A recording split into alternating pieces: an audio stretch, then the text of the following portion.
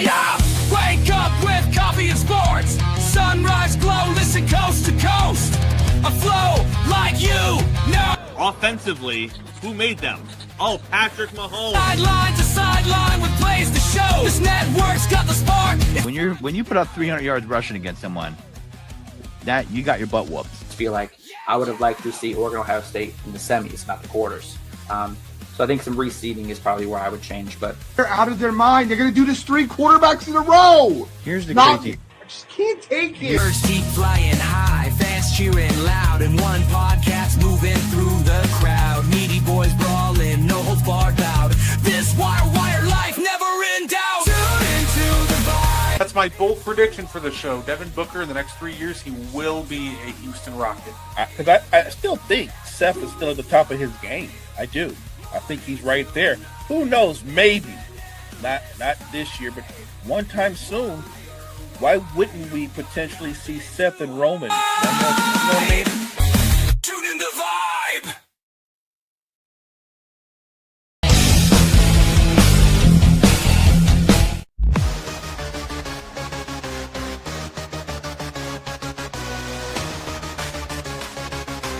Warning reps, court centers. Got me on the mic now, let's spill the tea. Talking courtside dreams from history. Legends on the blacktop now and then. From Will to Steph, we hit it again. Better chimes in, let's go deep. Young blood's rising, can't skip a beat. Puppy prospects with fire in their eyes. Draft night suckers and hoop dream high. Wire to wire, bring the heat. Podcast magic can't be beat. Do better, but roll better. Or who cares? Trendsetters. What's poppin', y'all? It is your boy, Gardi3, and welcome to the And One Podcast. Of course, it is a great day to talk basketball. I had the NBA draft last night. It's actually ongoing right now with round 2. But of course, Mo, let me introduce the greatest co-host of all time. He is Mo Better. How you doing, Mo? Hey, I'm doing great, Brett. Great, good looking out, chat. Appreciate you guys being here. Appreciate everybody joining us. If you're on YouTube, Facebook, we appreciate you guys. No, absolutely. So, before we get started talking a little draft night, you know how we do, Mo. Underrated player of the week. We like to pick a player that's underrated either in the past or in the present or the future. So, Mo, why don't you get us kicked off? Who is your underrated player of the week this week?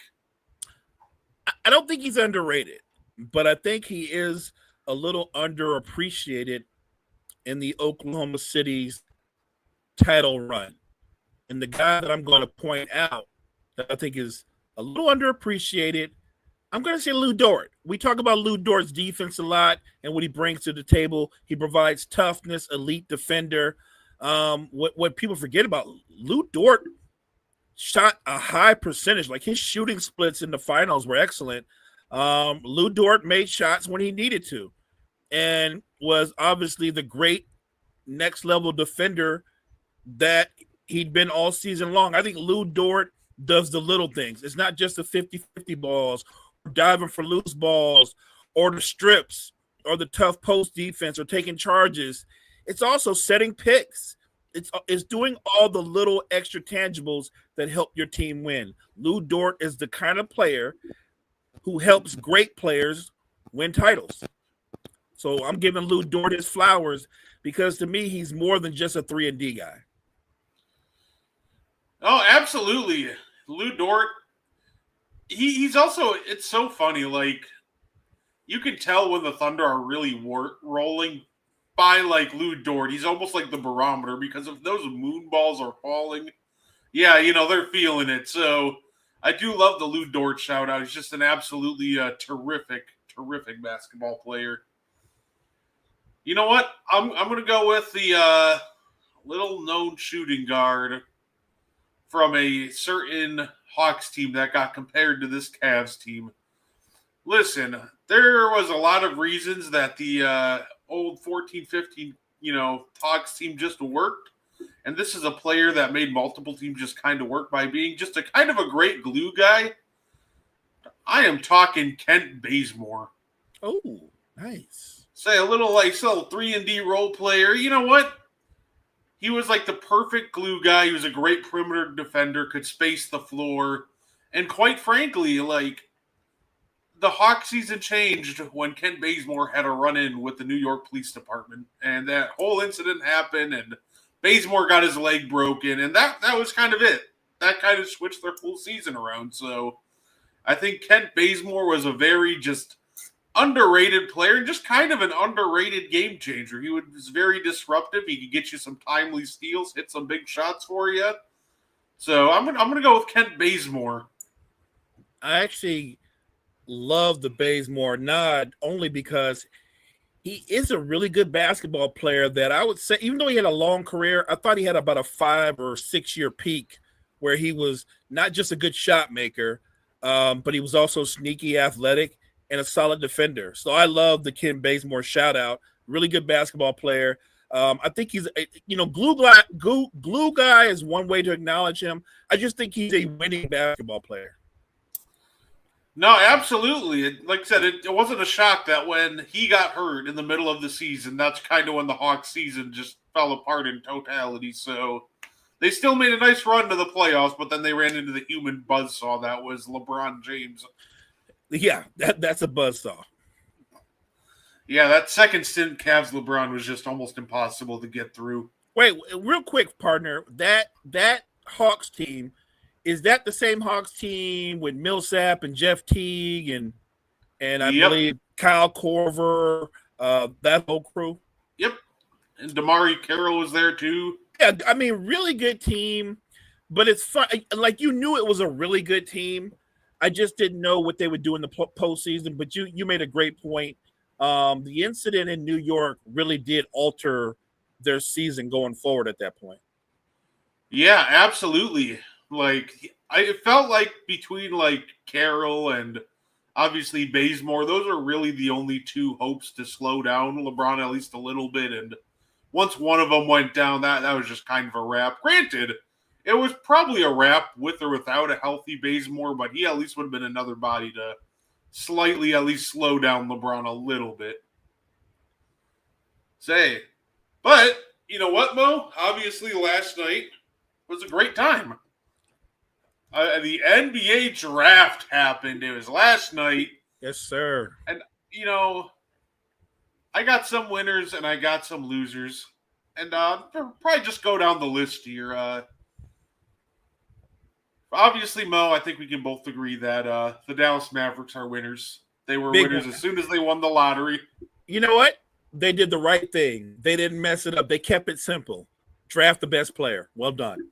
I completely agree, and I think the Spurs also are winners once again. I feel like picks 1 and 2 were just locks for winning at this point. And not only are we talking about Dylan Harper, but I thought Carter Bryant was a fantastic pick at 14 as well. So I absolutely think that the Spurs just knocked their draft out of the park. They had an outstanding draft. They really did. They addressed some need positions. Yeah, the only thing that I was curious about because of Dylan Harper's skill set is if he's a quick developing player. This is the best way I can say it. If he's a quick developing player, how much do they need De'Aaron Fox? De'Aaron Fox could very well just end up being getting traded eventually. I wouldn't be shocked if that ended up happening. You know what I mean? Like you know what I mean? And this is no shade towards De'Aaron Fox, who's a terrific player, but I'm simply saying if Dylan Harper develops into the player that we think he is, why would you need Fox's, 1, his skill set, 2, his huge contract, when you could have Big Vic, you could have Castle, and you would have Dylan Harper all on rookie deals? No, I completely agree, and that's why I wouldn't be horribly shocked. Like, I know they'll try it for a couple of years, but if it's not going the way it's anticipated, I could very well see that Fox gets moved in a couple of years. Say it'll be interesting to see how this goes. Noah is a welcome, Damien. Very big, like rangy, versatile defender. Um, the best way and by the way, I'm not going to take credit for this. I'm using a big board of a friend of mine. Shout out to the GOAT Reverse Enigma. That's his online handle. I love that name. I love that name. I actually named this week's episode after him. That's why it's called the Enigma Factor. And to give you an idea of what kind of player that Noah can be, his median comparison for him, Jaden McDaniels. Very long, very rangy defender. Jumper still got some way to go, but there's a lot of potential with him. I really thought he was going to Toronto, honestly. But I also thought he was going to Toronto because he started to almost sound like when Cam Ward was about to go to the Titans and he started naming all those receivers as, the best receivers in the league. Right. Noah started to do that too. He goes, what players do you model your game after? Pascal Siakam, Kawhi Leonard, and Scotty Barnes. I'm like, those guys aren't anywhere close to the same skill set. The only thing they have in common is they're all Raptors. Yeah. Their skill sets are all completely different. I agree. But no, yeah, with Noah, you get yourself a long, rangy defender. He's got a lot of potential. It's kind of like a switch everything defender, and he's got some serious potential. He could absolutely be a great 3-and-D piece for you. Eventually, maybe a little shot creation, something you'd see out of maybe like Jeremy Grant level shot creation. So I don't think he's going to give you that much, but if he even gets to that level at that point, like, that's an absolute win. I thought it was interesting too that the defending champions, because now that's who they are, they're the defending champions, the Thunder. They went out and added a rim protector, a rebounder / rim protector. Because it's not like they don't already have two really good rim protectors on the roster. But look, if you're OKC, you can't have too much talent, right? So I thought Thomas Sober was a great pickup for them. I did. No, absolutely. I thought that was great. I thought he was going to go. I thought he was going to go to the Wolves, honestly. But the fact that he went down, the Thunder went up and got him at 15. That's awesome, and not to mention that gives him some depth because Isaiah Hartenstein's got 2 years left on that contract, and that gives you a little flexibility that if you need to move on from him, there's your replacement. And have you seen a Thomas Sobor play? I've seen him play a couple times. The kid's he's not 7 feet tall. He's like 6'9", but he's got a 7'6" wingspan. It's insane. Like he's all arms and he's agile, can play in space a little bit. Like I do think it's an excellent pick because I know when you become a team like OKC, you have the type of success they have. When you're the GM, you're always thinking about, okay, when do we get to the point where we can't pay everybody? And I have to, you know what I mean? And I have to move off of somebody because you have to make tough choices. You're going to give SGA the max. You're going to give J-Dub a huge extension. You're going to give Chet an extension. Once you pay those three, then you have to make some tough decisions, which means it's going to impact players like Wiggins and Cason Wallace. And at some point, you're right. Look, Hartenstein's great for them. And I think it's not like they're trying to move on for him. But if the young man, let's say, develops within a year or two, they'll have some flexibility in terms of moving that contract because that's the way Sam Presti operates. He's a very forward-thinking GM. He's not thinking about just next season. He's thinking about the 2 seasons after when they're going to have to make some tough decisions towards the salary cap. So it's a great pick for them. Even if he doesn't get a lot of playing time going into next season, I think he's going to be a perfect fit. When they call him up, next man up, I think he's going to play well. No, and absolutely. Like I said, I thought it was a great pick to absolutely stash, and he can slowly take his time and come along, and just an excellent draft by OKC, trading out a 24-2 to get more assets. I thought VJ was also a terrific pick for the 76ers.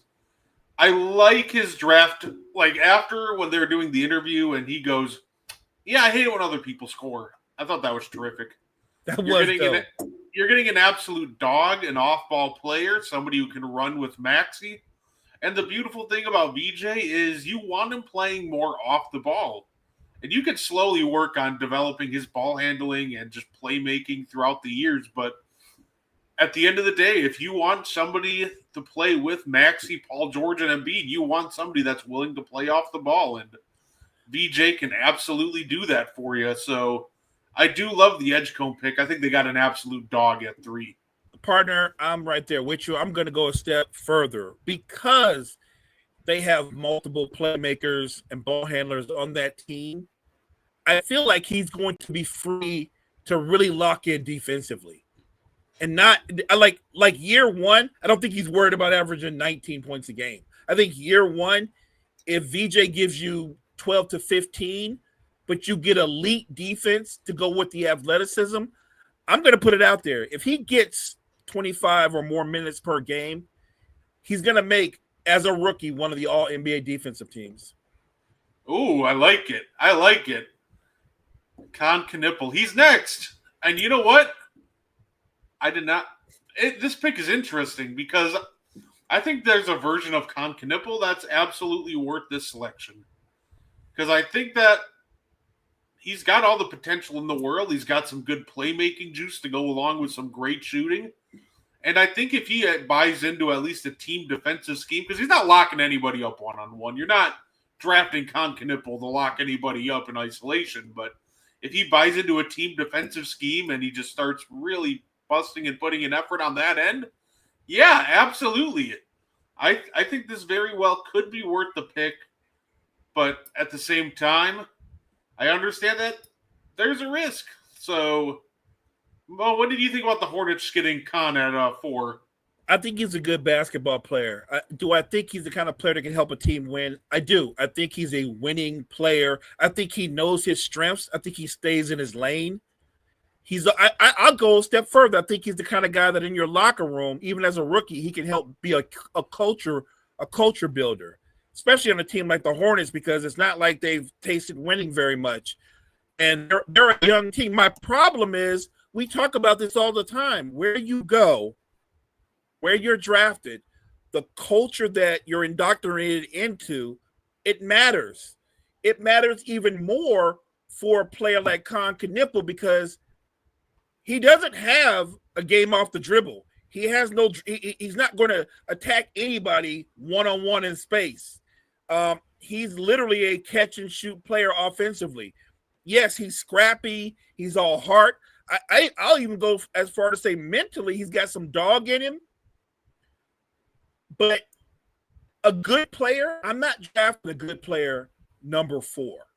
And I don't know that culture is going to benefit him. Like, he is going to a team with a point guard who takes 22 to 23 shots a game. He's not just a ball-dominant point guard. He's a volume scorer. And I don't know if LaMelo's going to change his game up to shot create more and shoot less. The environment matters, and I don't think it's the best environment. And in the bigger picture, just on his talent alone, he is drafted way too high. Like we talk about punching up for the 4th pick. No, for his talent, maybe to the 28th or the 30th pick, he should not have been picked that high. No, I don't understand that. Nobody picks a catch and shoot guy that high. Well, I take that back. Charlotte does. But there's also a reason why bad teams remain bad teams, because they pick catch and shoot guys 4th. I'm not saying he's a bad player because I know it sounds like I'm going to kill him. I think he's going to be good. I'll put it this way. The best version of Con Knipple we won't see until he gets out of Charlotte. How about that? And I think what complicated more things, Mo, is there was a report that obviously our number 5 selection, Ace Bailey, told one of the teams in the top 5 that he wouldn't report for them if they drafted him. And you know what? I have a gut feeling. I think I know who that team is. I don't think Ace Bailey wanted to come to Charlotte, so I think that kind of just complicated things a little bit for them. So they already had a point guard, so your next best player on the board was, Trey Johnson, who obviously went to 6. But if you're the Hornets, you don't really need another point guard. You want somebody that can maybe play a little off, LaMelo. So I think, like I said, I think the Hornets may have been complicated if the rumors are true. And Ace did say that, hey, I don't want to go to Charlotte. I don't want to go to one of these lottery teams because I really can't see between Philly, Charlotte, and Utah where else he wouldn't want to go. No, I got you. But here's the thing. Brett, you do know he didn't want to go to Utah either. He didn't want to go there either. That was one of the teams that he said he didn't want to go to. It wasn't just Charlotte. It was Utah too. The difference is remember, who's the president / GM of the Utah Jazz? Trader Danny. Right. And you know what Danny Ainge said? I don't give a damn where you want to go. If you want to play professional basketball this coming season, guess where you're going to play it at? That's what Danny said. So now the ball is in Ace Bailey and his representative's court. He's either going to play for the Jazz or he's going to go overseas to a lesser league, get next to not the same amount of money or recognition and risk injury, or he's going to suck it up and become a Utah Jazz. Or look, Danny Ainge is a smart guy. My guess is, let's say Ace Bailey's like, I'm not happy here. I don't want to be here. I want to trade. He can say all those things. That's his right.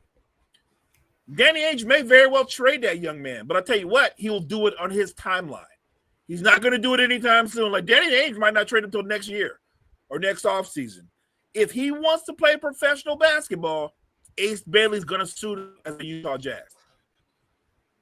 No, absolutely. It wouldn't really benefit him at all to go overseas either, because that's just kind of that would just give off like a huge negative representation to every other team in the league. So I think he's already done that. He already did that enough. But if he refused to suit up for Utah and went full Steve Francis, that would not be a good thing for him and his draft stock. So I think he's starting his NBA career off on the wrong foot. Yeah, and it's funny. Utah did it again.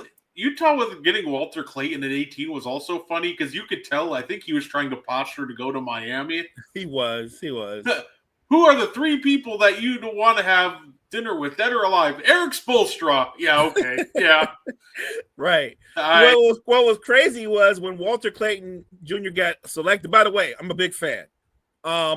It wasn't the look on his face that I was paying attention to, because it was a big relief getting drafted where he got drafted. He was happy. The reaction I was going for was the reaction you got when they had the camera on his girlfriend. Obviously, she was holding their daughter, beautiful child. But the girlfriend was like, I don't think she's excited about going to Utah. Hey, you know what? That's fair. That's fair enough. So I'm excited for Utah. I think it's it's a win for them. I think Ace Bailey had the potential to be, a top 3 pick. You got him at 5.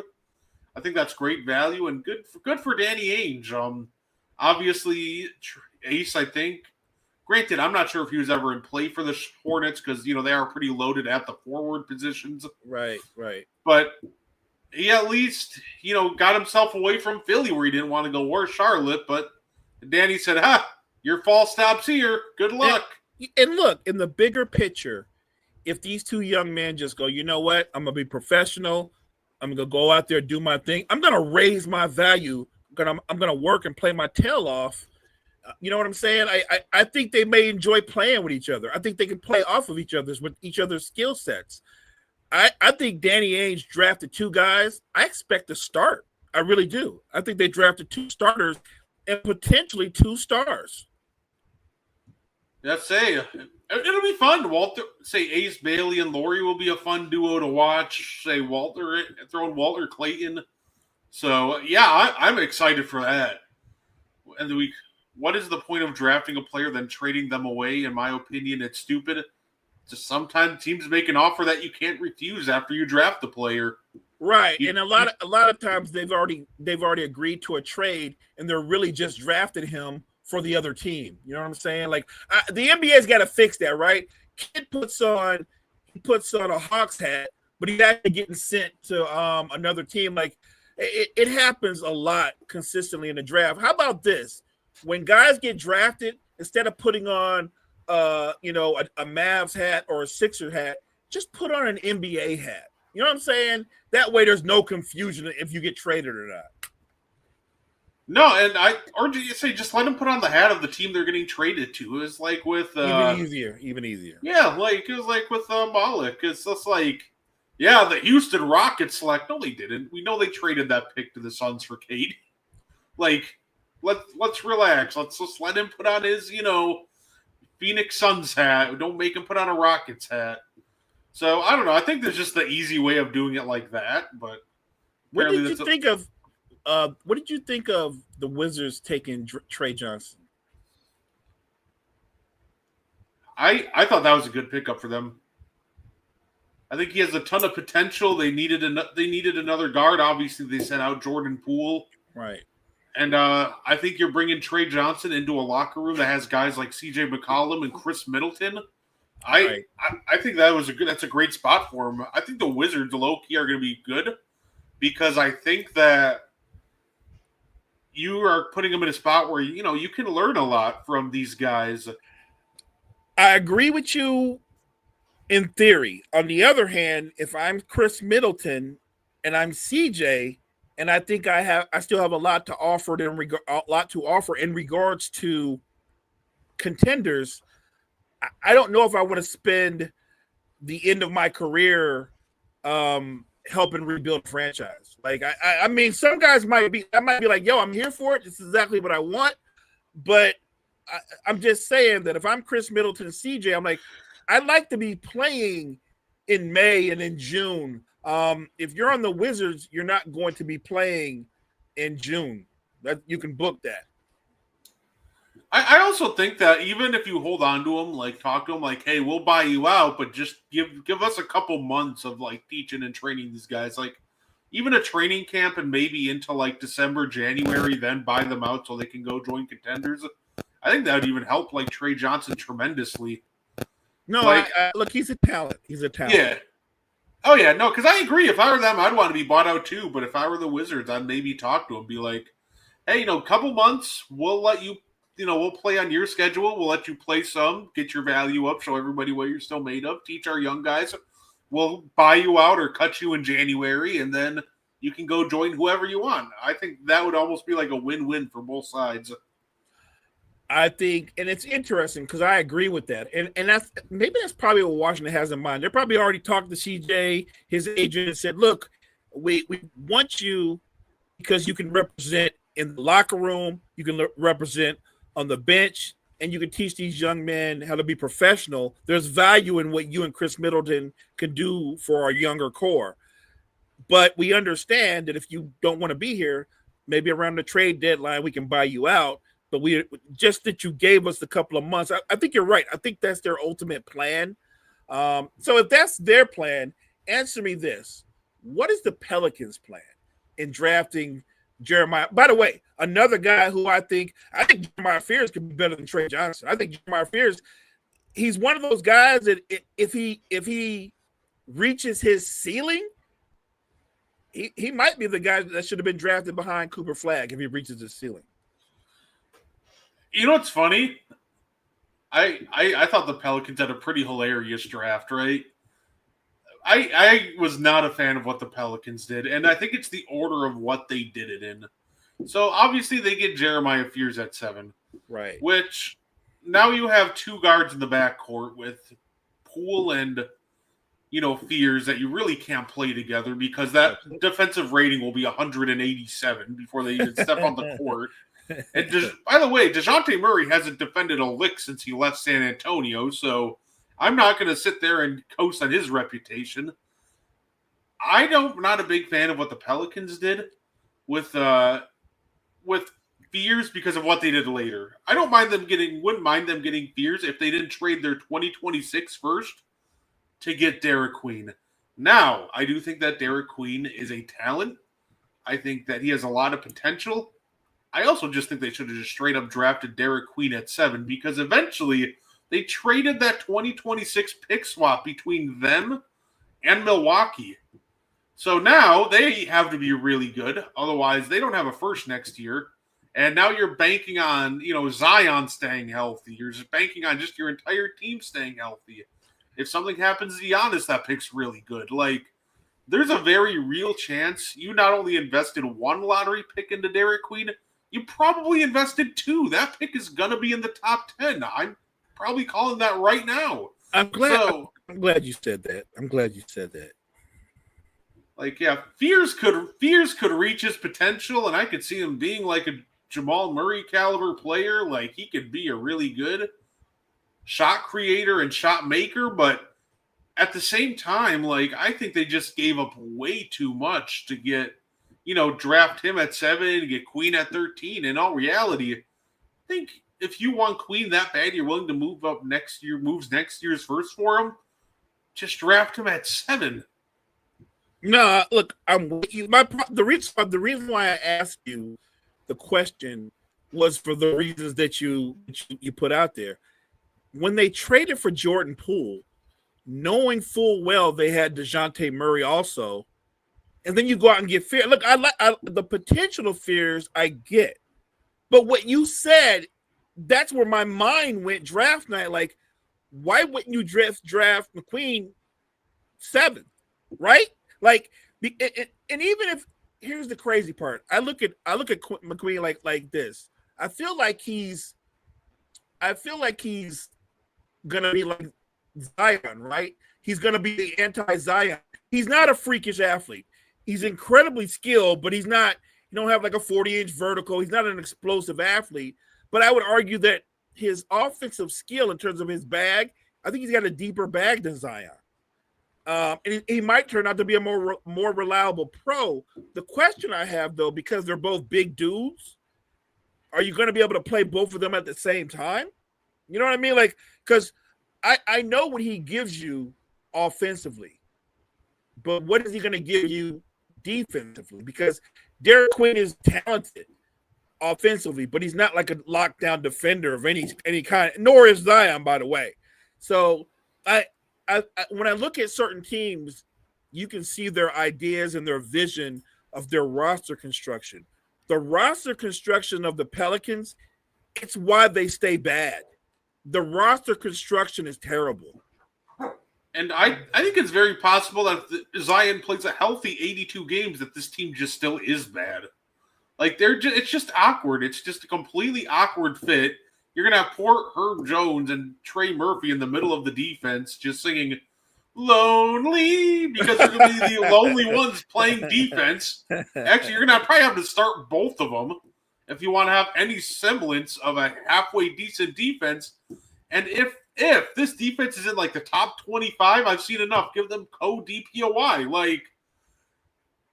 I don't think that this defense will be able to get a stop if you're not named Herb Jones, Trey Murphy, because I think everybody else is either just a downright bad defender or inconsistent. I will give UV Messi a little bit of a opportunity because he showed flashes. He was inconsistent, so maybe he steps up. But everybody else on the roster, I'm just looking at him this looks like an 130 defensive rating if I've ever seen it, even with Herb and Trey.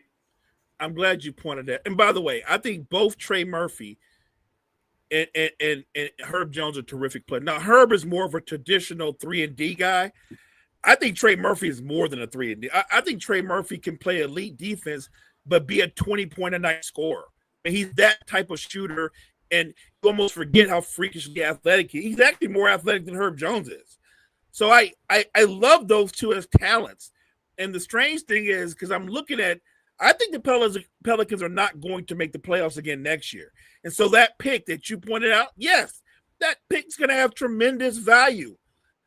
But what I'm saying is, if I'm another team, and we're always talking about teams looking for athleticism and defensive players and guys that can make shots, I'm calling the Pelicans and going, is your heart on Trey Murphy or Herb Jones, or can we pry one of those guys away from you? They would get quite the haul for either one of them. So I agree, 100%. If I were them, I would consider it. Like they need the draft capital. Look, Brett, they need to hire you to be the GM. They have the GM. What they're doing there, that is highway robbery. Like I said, the roster construction is all wrong. Just at the top that you led with the situation with the guards. Those three guards, they can't play together. And DeJounte Murray, like you said, he hadn't been a good defensive guard since he was wearing a Spurs uniform. No, absolutely. So, like I said, I think Fears has potential, Queen has potential, but I think they just got thrown into the wrong situation. Facts. Brooklyn is interesting. They got a lot of hate for their draft, and I think there's a lot of validity to it. It's just the funniest draft ever. Because you can see the vision. These are all guys that are willing passers. They like to play make. It's almost like they're trying to build a team like you saw in Indiana, where it's just a selfless unit that likes to play make. The problem when you run into with the Nets is just you need a shot creator and shot maker not named Cam Thomas. Oh my god! And Cam Thomas isn't a passer, so you're going to start getting some beautiful Pacers movement. That thing's going to hit Cam Thomas's hands and get ready for a triple threat ISO. I genuinely think that it's weird to say, but drafting all these guards, it feels like that maybe this is the precursor to letting Cam Thomas walk. Because it feels like they're going to want to move towards a more ball movement centric offense, and Cam Thomas would not fit that in that regard. Talented guy, but you're spot on, partner. Here's the thing for the Nets. They're going to make Cam Thomas a fair offer. The problem is with most free agents and their agents, they're not trying to hear a fair offer. They're trying to hear, well, the market says I should make this much money. But if I'm the Nets management, I'm going to go, no, the market doesn't account for the fact you're the leading scorer on a team that was a lottery team. You're a good player, but let's keep it a buck. You and I know that Cam Thomas is a bucket, but he's a volume scorer. He's not the kind of guy that's going to average 28 points a game and have 50, 40, 90 splits. That's not who he is. I think there's value for Cam Thomas, but I think the way they drafted, yeah, they're trying to kind of mimic Indiana, but at the same time, I think they drafted the way they drafted because they're prepared to lose Cam Thomas. One of my favorite, by the way, do I think Jace Richardson will be a superstar? No. But I think he'll be a very good high-end role player on Orlando. I think he went to a great spot. All he had to do is play some hard defense and catch and shoot. Utah's draft is actually great value. I do like Utah's draft. I do think Jace is going to be a really good role player, but I don't see a superstar with Jace Richardson. I think we talk about the league is better when the Knicks are good. I think the league is really good when the Jazz are good. When the Jazz have playoff teams, they're really good teams. Obviously, you can go back to Stockton and Malone, but I'm even talking about the iterations of Boozer and Jay, and you know what I mean? Remember that Boozer with Darren Williams? That was a great iteration, a very good basketball team. And then, of course, you had the Gobert, D. Mitchell Jazz. Look, if Ace Bailey and Walter Clayton Jr., along with what they already have, obviously, do I think they can make a leap into being a playoff contender? Yeah, I think they might have a shot to make the play-in or maybe even make the playoffs really good if Markkanen has a huge season, which he's capable of.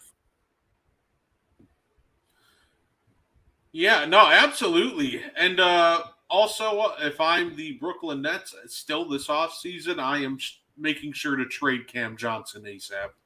I think Cam Johnson had a career year. That would be my next step if I was Brooklyn. That guy had a career year. And it's one of those things where you go, well, he had a career year. Keep him. No, he's a 29-year-old player. Like, that's the exact reason you trade him. He just had the best season of his career. If I'm in Brooklyn, I'm working the phones trying to sell high. I don't know if the price is too high. I'm not interested. But if I'm the Lakers, I think Cam Johnson is the type of player the Lakers need to be looking at. A very good defender, good catch and shoot guy. And this past season with the Nets, he actually showed some ability to attack the basket more. Do I think he's going to give you 19 a game like he did with the Nets? I don't think that's who he is. I think he's closer to the player that he was with the Suns, where you can expect 15, 5, and some really good defense and some efficient shooting. And by the way, there's nothing wrong with that at all. Like, if you send him to a team like your Bucks or a team like my Lakers, he's not going there to be the second option or the third option. He's probably going there to be the fourth option, which is what he should be. Oh, believe me, 13 and 5 on efficient shooting after watching Kyle Kuzma playoff hoops, I would die for that. I think the Suns are going to be sneaky good. I'll get to them in a minute because, like, I'm going to disagree. I'll get to them in a minute because I will say, with Colin Murray Boyles, by the way, this is another situation of great player, maybe wrong team. That's all. I think Murray Boyles would be a great pick on like a team that needs a player with high basketball IQ, but more so with the floor space. Colin Murray Boyles' real big problem right now is his jumper shaky. And I wouldn't be dying to add him to a Toronto Raptors team where, you know, Scotty Barnes isn't the most consistent shooter. Jakob Poeltl's a non-shooter. You have, you know, Barrett and Quickly who are, you know, can be streaky with their jumpers. So I think that CMB is a fantastic talent. I think Colin Murray Boyles could end up being the steal of the draft at 9. But I'm a little skeptical on his fit in Toronto. I love the pick, but I'm going to have to see that one before we make a full judgment call. But I'm a huge Colin Murray Boyles guy. I think he has a lot of potential.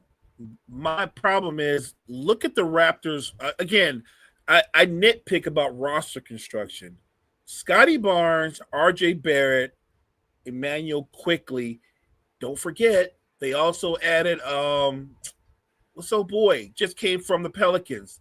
BI, Brandon Ingram. Don't forget, think about what I just named. RJ Barrett, Brandon Ingram, and Scotty Barnes. I don't think he's a good fit for that team, not because of his talent, but because the rest of them. Because of them.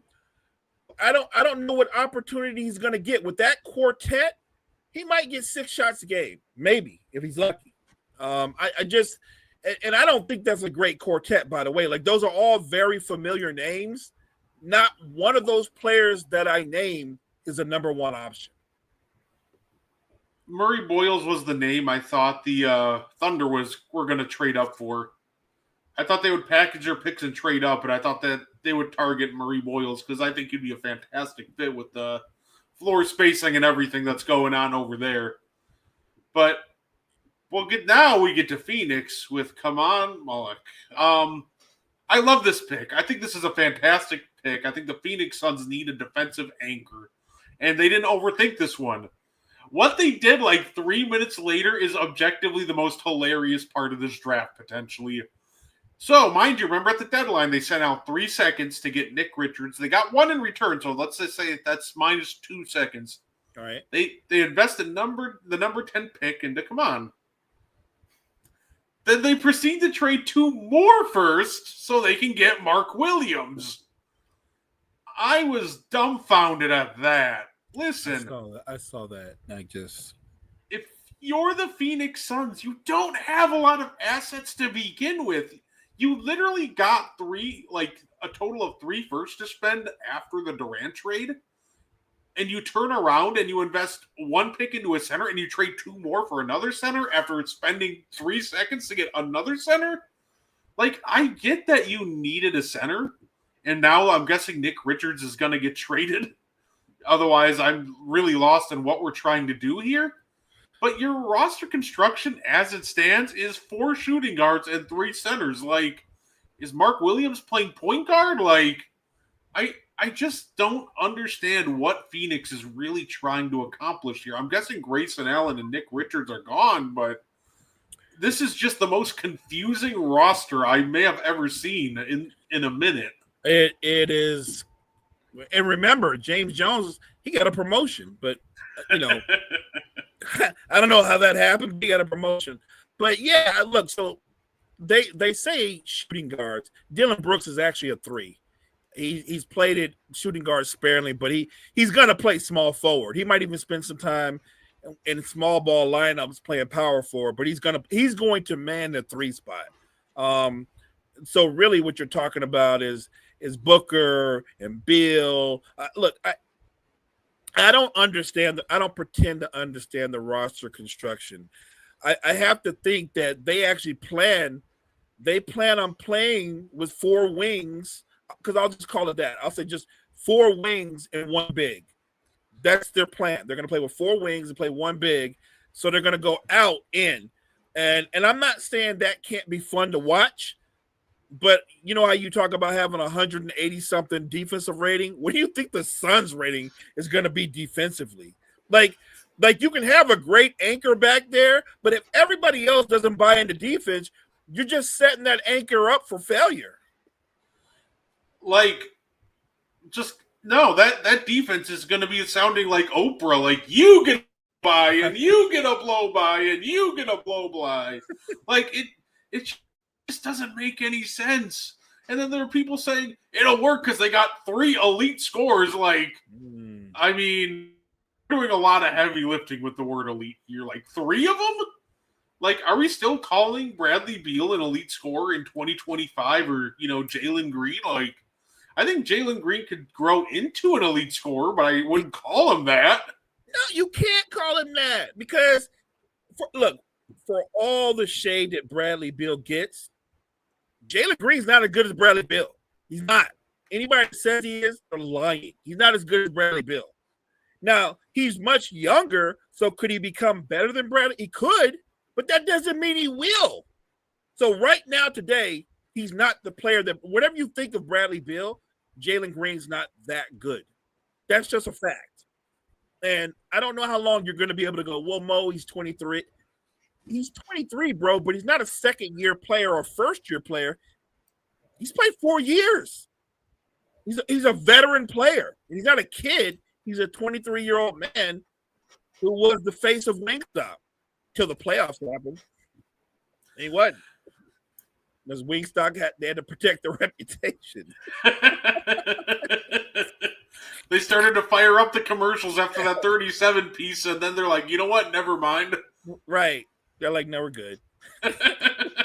No, look, I'm not rooting against the Suns because I happen to be a huge Devin Booker fan. I think you are too. I want the Suns to be good. But for them to be good, not only do they have to hit on their draft picks, some of the moves that they made, they've got to hit on them too. And the biggest one, they're going to need Jalen Green to be able. He doesn't have to score 25 a game. He won't have to do that because Booker's the primary. But if he averages 20 a game, they're going to need his shooting splits to be much better than they've been. No, absolutely. So like I said, I did like the. Like I said, I thought they were smart with the come on pick, but the trade like 2 minutes later killed me. Say Mark Cedric Williams, come on. Yeah. Like, didn't you learn anything from the Lakers? Like, did you not? Right. So apparently their medical staff was like, what are they talking about? This guy's fine. Okay. All right. Oh, yeah, no, you know what? It's funny. This is the same medical staff that, wouldn't give Amari Stoudemire the max all those years ago because his knee was gone. But obviously this is a new regime, new medical staff. So it's just kind of ironic seeing the team that was like smart enough to avoid giving Stat that max because his knee was going now turning around. Like Mark Williams, the guy who's like career high in games played is like 44. Yeah, let's bring him on. Like, I'm not sure what we're trying to do here, but facts. look, as an NBA fan, I want Mark Williams fully healthy because I do think if fully healthy, he's a great rim protector, obviously a great lob threat. So I think he has value provided he's healthy. And I love their draft pick. I don't like the way they spent their assets that they worked hard to get back. Like you pointed out, they went spend crazy, but they didn't spend it in the best way. If you're going to spend smart. That's all I'm saying.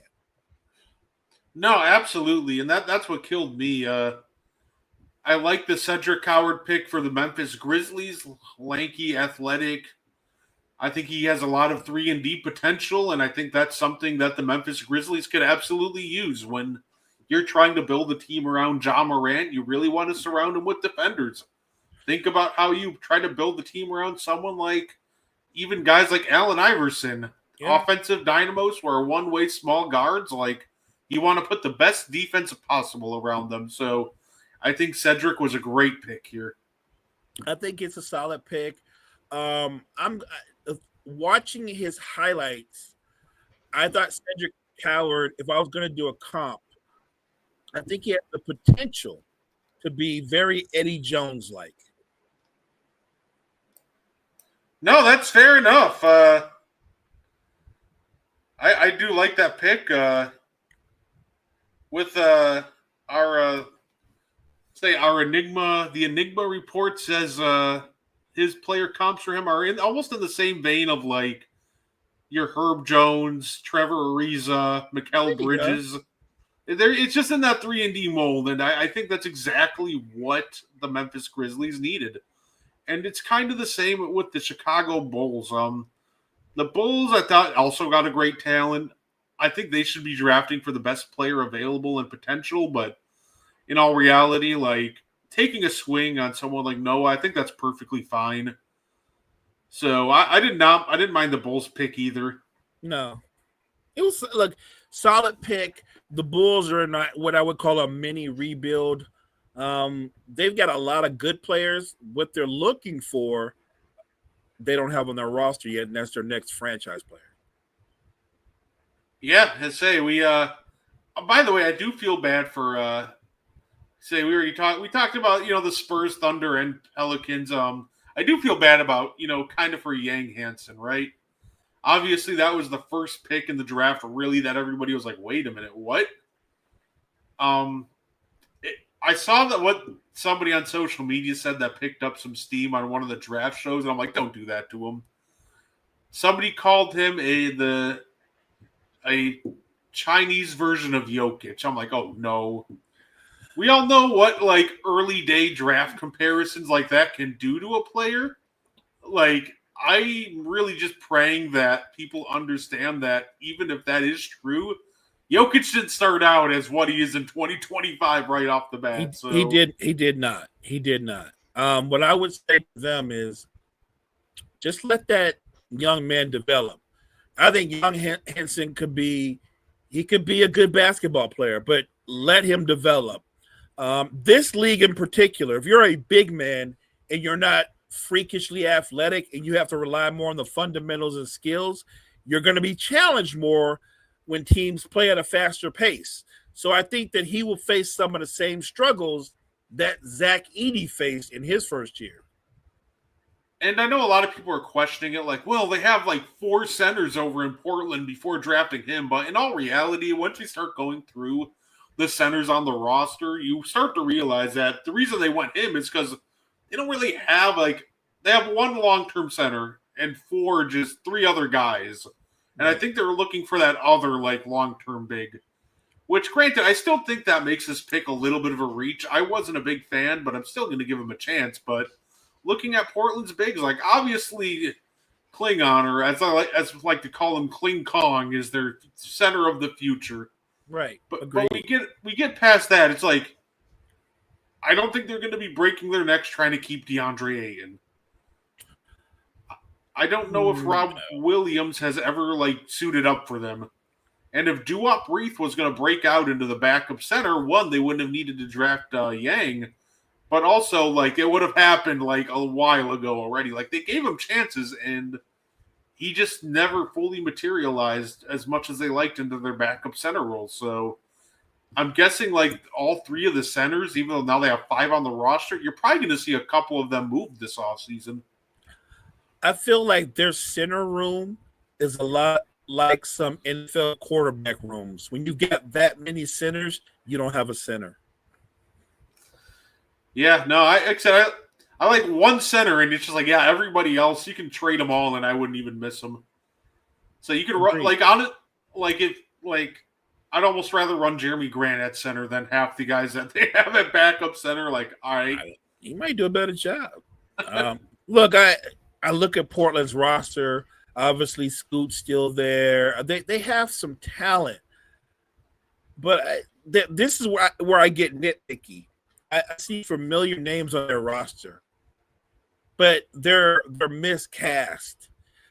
Just because you paid Jeremy Grant a king's ransom, it doesn't make Jeremy Grant somebody who should be your second leading scorer. He shouldn't be. His best role, he played it when he played for the Nuggets. On the Nuggets, he was like their fourth option. That's what a Jeremy Grant should be. If Jeremy Grant is one of your 2 best players, you're a lottery team. That sounds mean, and it's not. It's just honest. And look, I feel sorry for a veteran player like Drew Holiday because you're thinking, what did I do wrong? I thought everybody liked me. And Portland said they wanted Drew. Like they this wasn't something they did in haste. They got together in their war room and said, what can we do to bring Drew here? And look, I think it's great. Drew Holiday is a culture guy. He's a locker room guy, a leader, a winning player. He certainly can help develop your young core, but they think they're on a faster timeline than they actually are. They think they're on a timeline where they're going to make the playoffs next year. That's not where they're at. Where they're at is Narnia. They're not making the playoffs. And by the time they're ready to make the playoffs, Drew Holiday won't even be there to reap the benefits. Like, some moves make sense. That trade made 100% sense for the Celtics. It made 0% sense for the Blazers. I'm a big Drew Holiday fan, but it has to be a smart trade. And it to me, it's one of the dumbest trades so far this offseason. Yeah, and they gave up 2 seconds in order to get him. Like, yeah, I was like, oh, come on, you can't. At first, I thought the Celtics gave them 2 seconds to take on Drew. I'm like, okay, fair enough. But then I saw it was the other way around. I'm like, okay, that's just not good. It's frustrating because you're like, if you have a young team and you're 2 or 3 years away, then just bring in more young talent and let them develop, and you'll have this core together where they develop together, because you're not immediately going to make a leap into being a playoff team. You're not. You're just not. And that doesn't make sense to me. But look, it's done. What's done is done. I am rooting for Yang Hansen to have a great season, but I just would tell Blazers fans, be patient with the young man. Absolutely. I thought the next pick with Joan, I think that was really simple. That was them going, hey, Rudy, listen, big dog, you're our center, but we're going to draft our potential center of the future. And I think that what he brings to the table is really simple. It's very Rudy Gobert, Clint Capella-like. Hard screens, rebounding, a good defense. Like, well, he's very athletic. I thought this was a great pickup, especially if you can set him behind a 4-time Defensive Player of the Year like Rudy. If he can rub off on him, then they very well could have their center of the future without missing a beat in, like, let's say 2 years when, they have to make a tough choice on Rudy. So I thought this was a good pickup for them. I couldn't have said it better, partner. I think this pickup is exactly what you said it is. I look at him and some of the things he does as a lob threat, he reminds me of Derek Lively. So I do think he's giving you a more athletic version of what Rudy does. Now, obviously, He doesn't know the game the way Rudy does, or the timing, or how to switch and call out defensive signals. But he can learn all that. You're talking about playing with a 4-time DPOY guy. So I do think I'll go you a step further. This is all about his development. If he develops at a rapid rate, I think this will be Rudy Gobert's last year with the Timberwolves. Oh, fair enough. I think this kind of like is the gateway to Rudy eventually departing. That's why I went with 2 years, but he develops quicker than expected. Then yeah, it very well could be. Sometimes these names are a little challenging to pronounce. Getting Kasparis at 20, I thought was a shrewd move for Miami. This was a guy that some people were projecting to go in the top 10. So when it comes to value, I'll take it. He is crafty. He is a guy that's going to manage the game, get everybody in the right positions. I really think he's a good fit for a lot of teams, and I think he's a steady hand. I think he can kind of play a role, something you saw like Goran Dragic play for them, where he'll be steady, under control, and occasionally he might he'll be able to give you some offensive juice at times. Yeah, I look at him and I feel like he's the kind of guy that might be able to step into an NBA floor and instantly average 14, 15 points a game just because he's played professionally overseas. He's very skilled. I like the word crafty, high basketball IQ. I think he's just a natural hooper, and I think he's a good pick. Considering where they picked him, I think he might be one of the steals of this draft. Absolutely. Will Riley, 19 years old. He's a guy that he's a very confident shooter. He's going to give Washington a scoring punch. So it'll be interesting to see. I thought this might have been a little bit of a reach by Washington, but at the end of the day, I think he'll be fun. I think he'll be entertaining. So overall, like I said, I think it was a reach, but this kid is only 19. He has a lot of potential. He could develop into a really good scorer. Like I said, he's not afraid to take shots. So I'm curious to see how his what I'm interested to see, how will his shot selection be going into into Washington. And the opportunities that he gets will matter as well. Because he's not necessarily great at creating his own shot and shooting a high percentage. So I do think he's a good pickup because this is a league that values shooting and he provides that. So this will be all about not just his skill set, but how they develop him and how they highlight his skill set. No, absolutely. I think also I do like this Newell pickup, by the way. I think this was a good pickup for them. I think he could transform into a really great defender. And I think when you're talking about guys that you want to put around a guy like Trae Young, a 19-year-old forward who can develop into elite defender, and he's already got some great tools to work with, I think that's exactly the guy you want to put around Trae Young. So I know some people considered it maybe a little bit of a reach, but I think this is like the archetype you want around Trae Young. Just surround him with the best defenders that you possibly can. Asa Newell he's raw, but he's talented. He's athletic. It's funny because in the league that values shooting on the perimeter, this league, like they don't go, we need to get an old school back to the basket center, some plotting. No. There are a lot of teams value guys that are bigs, that are athletic, that can protect the paint, and that can finish at the rim. I think he's going to be the kind of player that I can see him playing 3, 4, and 5 in certain lineups. I think he's that versatile. And with a guy like Trae Young, who draws the attention that Trae Young draws with his athleticism, I can see him catching his share of lobs. I think Dominique Clifford too. I think he's a great, I think he could develop into a great 3-and-D player. Getting a player like that is kind of, for me, it's kind of odd in Sacramento.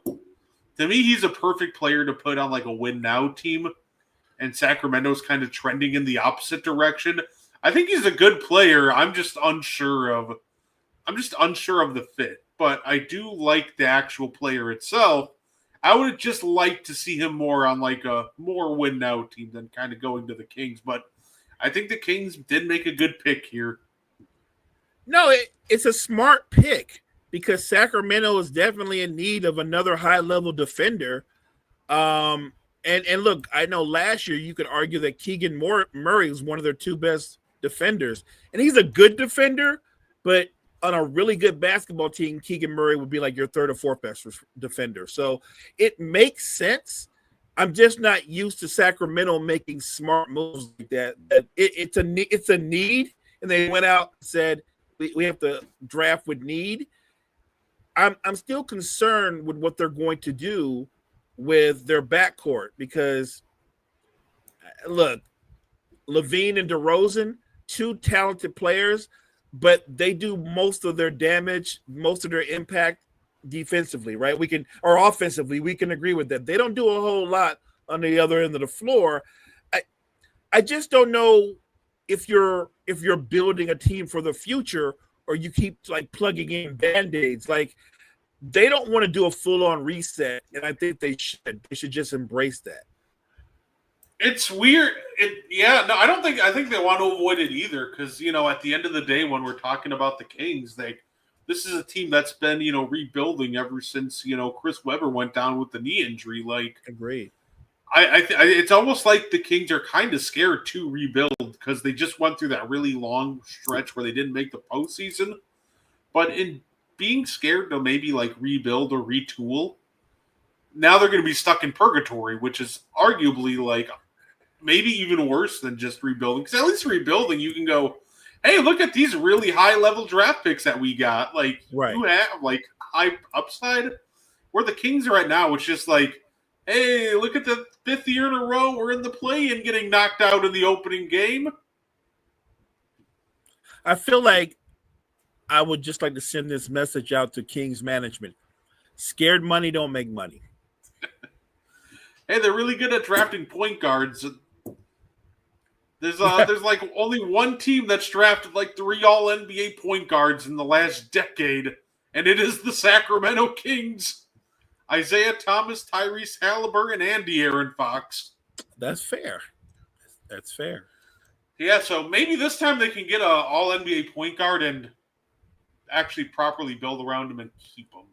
A quick thought process, real quick. I know we're in the draft, but just in my head, if you were New York, would you trade Karl Anthony Towns for Sabonis? You know what? Probably not. One of the biggest problems with like the Brunson Cat duo is the defense, and I think Sabonis kind of cramps up the spacing. I think he brings better passing, but he cramps up the spacing, and you still kind of have the same defensive problems. So I don't think I would make that trade because at least with Cat, at least he gives you that like elite spacing that kind of helps make the offense work quite a bit. No, I'm just putting it out there. There's no question Cat has more range, and they're both not great defenders.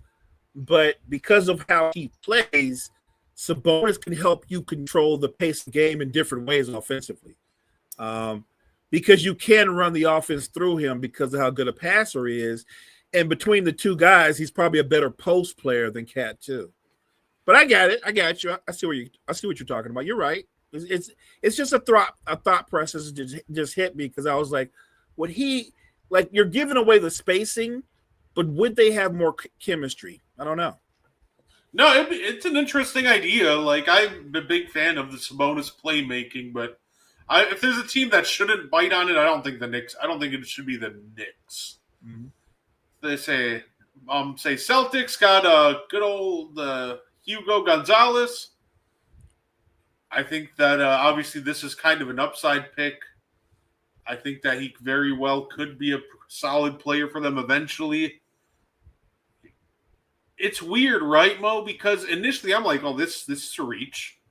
But when you're the Boston Celtics, I want to give you the benefit of the doubt because every single time I go, well, this is a reach, it turns out they just draft like a half-court Eve God and like Peyton Pritchard or It's like this Sam Hauser guy's a reach, and he's just the most accurate guy ever. So Hugo seems like a reach, but at the same time, I fully trust in the Boston Celtics development team that they know what they're doing. So, like, he's like reach, but he's in Boston, so he'll probably work out. I think that's the way I've looked at it too. I'm going to go off of their track record of finding these diamonds in the rough. When I first heard his name called out and they kind of give you the little backdrop of what he can and can't do, I thought Brad Stevens and company, they'll make it work. I'm going to have to go faith in what they've done in the past. No, absolutely. And the last two picks, Liam McNeely for the Hornets. Thought this was an all right pick. To me, they're just trying to add. I think Liam could develop into a really good shooter. Also, it's almost like the Hornets made it an agenda to try to get some more spacing for the offense. So, and then Yannick, very tough. I think he could be another like Daniel Gafford type center. Like I see the vision in getting him. So overall, I think there are some, really good drafts. I do think there are some reaches in here, but when you're a team like the Celtics reaching, it's, when you're like the Celtics reaching, it's different than, half these other teams because it's like the culture matters. Facts. Culture matters. And look, I want to give a big shout out. I want to go back up to, I think it's 27. If you stayed and watched the draft all the way through, really good emotional moment when Danny Wolf got drafted. If you saw his family, his brother, his mom's was there, like it was a really big deal for them. And if you saw the buildup before he got picked, how he and his agent were talking, you could see the stress on his face. He was getting worried. He did not think. I think at some point he's thinking, I'm not going to get drafted. Like I'm not going to get picked in the first round. Like, and you're in the green room and you're waiting and the stress was there, but when they called his name, it was like a sigh of relief, not just for him, but his whole family. I just thought that was a really good draft moment, for him, his family. I thought it was awesome. I completely agree. That was such a great move. That was such a great, moment for him. It's funny because it was a great moment. My first thought was, oh boy, NBA Twitter just got the absolute fuel using that video for a lifetime. But overall, just an absolutely terrific moment. I'm happy for him. And obviously, I think I want to end off this on just a high note is congratulations to everybody that got drafted in the first round. And obviously, whoever just got drafted right now. So, just a once-in-a-lifetime opportunity to get called onto that draft stage. So, congratulations to every single member of the 2025 NBA Draft. Absolutely. It's already into the undrafted free agent portion of things, too. We already had, we got some signings. Mo, your Lakers just signed Villanova star Eric Dixon to a 2-way contract. So, we're already into that. Teams are not sitting around and wasting time. They are already trying to get some of these undrafted guys. Eric Dixon's a dog, and I hope he's able to translate that to the next level. I do. I hope he can earn himself a roster spot. I think he's the kind of guy, he'll put in the work, he'll pay his dues in the G League, and he'll work his way up. At some point during the season, I think Dixon will fight his way into the regular rotation. I do. I really do. Yeah, no, absolutely. It's funny. We've had some, big trades in between the shows. Obviously, we already kind of touched on the Drew Holiday trade. The Kevin Durant trade was interesting. I think the Rockets got a steal. I don't think there's any other way to put it. I think the Houston Rockets got an absolute steal with Kevin Durant because I think this next 2-3 years you get out of Durant, it's going to be better than anything that you get out of Jalen Green, that you get out of and anything you get out of these 5 second rounders. So I don't disagree. I think it's a great move, in particularly when you figure out that they didn't give up Tari Eason, and they didn't give up Iman Thompson, which they shouldn't have because he's going to be their best player eventually. They just re-signed Van Vliet. You still got Şengün. Reed Shepherd is there. Cam Whitmore is there. Like their cupboard is anything but bare. And then you add a Kevin Durant to that kind of talent. I think he does help elevate everybody around him. So look, great move for the Rockets. I think it makes them, because I was going back and forth. I'm always bottom line, but if you're asking me, do I think they're legitimate contenders in the West? I do. Do I think they're going to win the West? That's a different thing, but I think they're legitimate contenders. No, absolutely. And it's the little things, right? Like replacing, for example, Jalen Green was one of the highest volume of mid-range shooters last year and one of the worst shooters at hitting mid-range shots.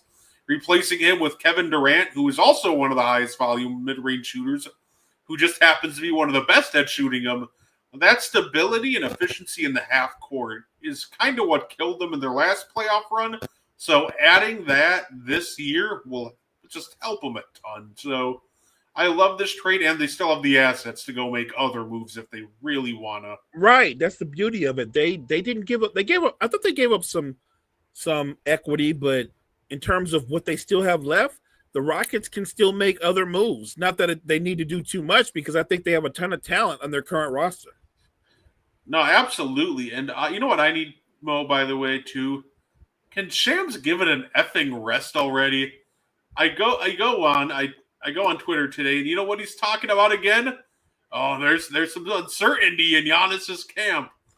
There's so much irony in that, because the GM of the Nuggets, Josh Kroenke, straight up says, yeah, there's a scenario in which we might have to trade Jokic. Right. Which was honest, by the way. Yeah. Shams goes, oh, they're not thinking about trading Jokic.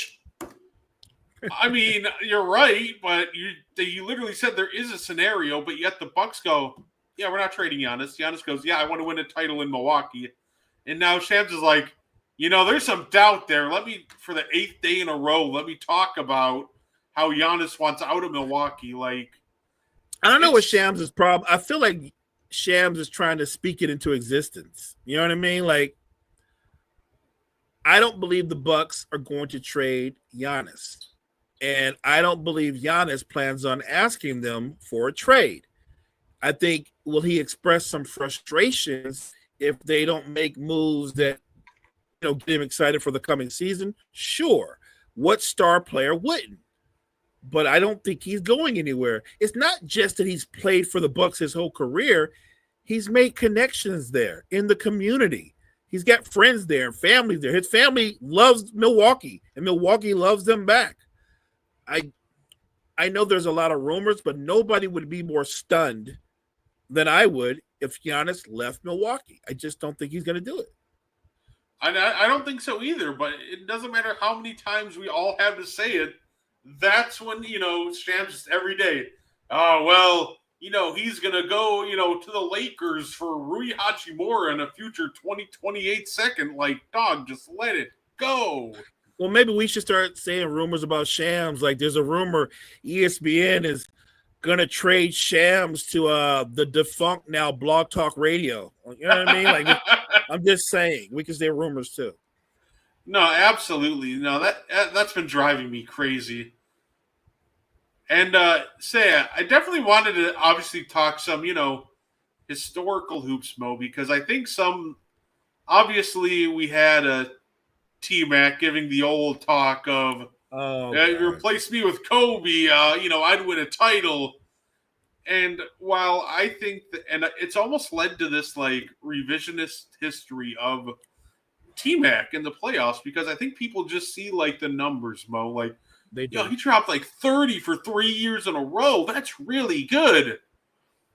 But I don't necessarily buy into that too much. Why? Because I can look at the numbers and be like, that's great.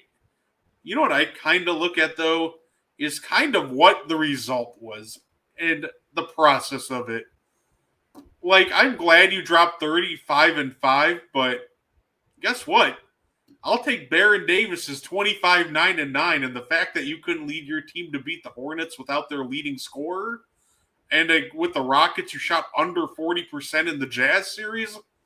Like, to me, T-Mac is a great talent, but for him to say things like that is kind of wild to me. But it's because it's kind of just like, but I watched you in the playoffs, and while the overall stats look great, like when the moment got big, you didn't rise up to the moment. That was kind of part of the reason why your teams kept getting knocked out early.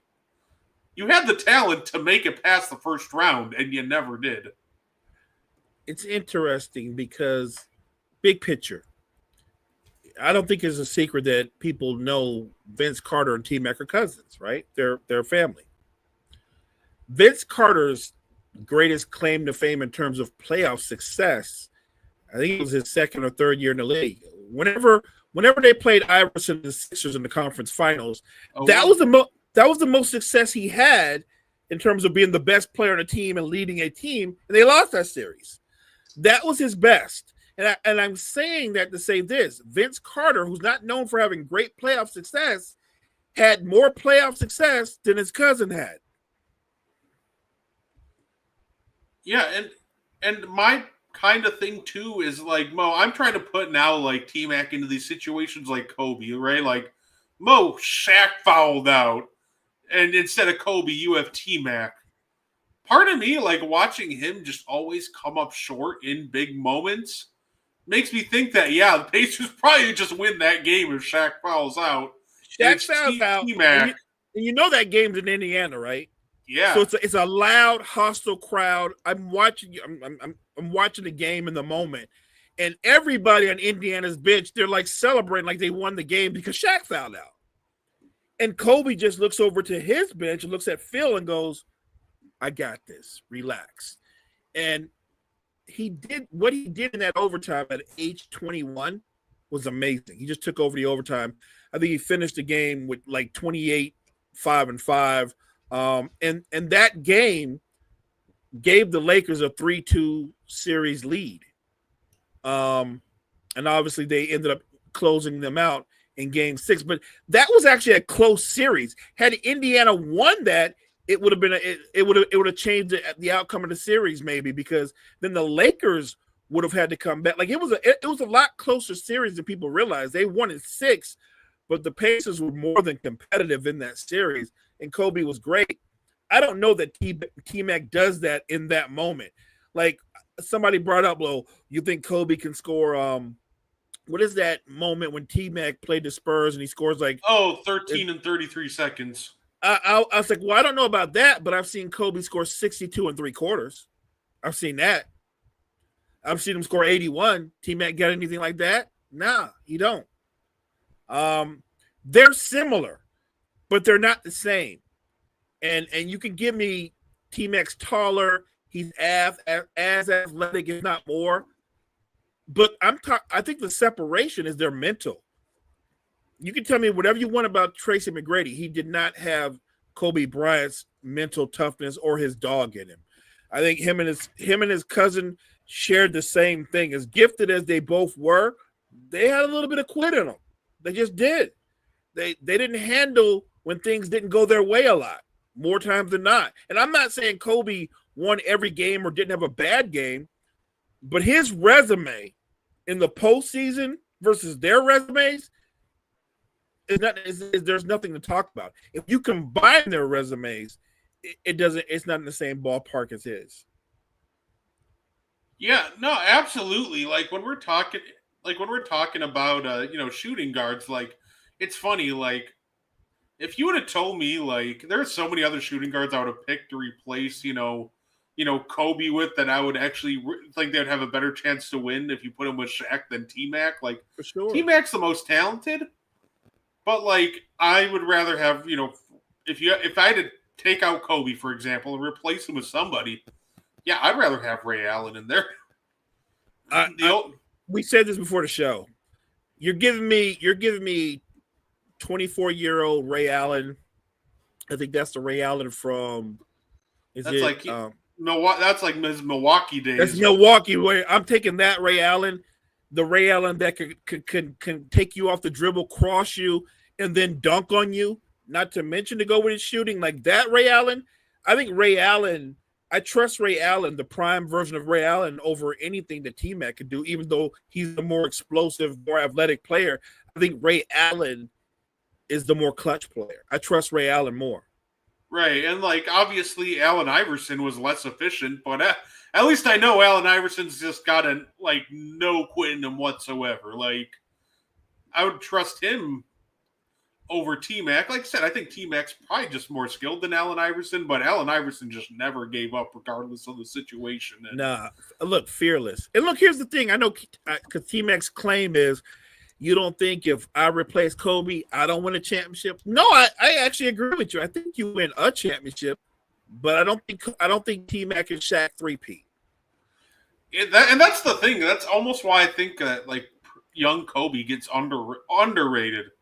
Like if I did an underrated player of the week next week, I could do like Froby. Like I think that guy is underrated. That's actually one of my favorite Lakers. Like, I know Kobe Bryant's one human being, but my favorite version of Kobe Bryant is Froby.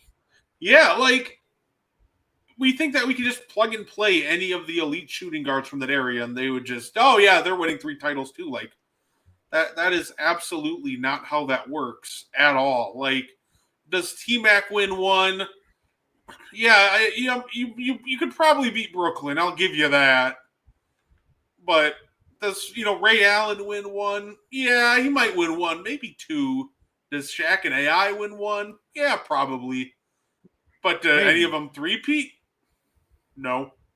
And I think just Kobe's mental fortitude and the way he played off of Shaq, and just I think that young Kobe is just so underrated by the vast majority. And now even like his peers all of a sudden are coming out of the woodworks underrating him.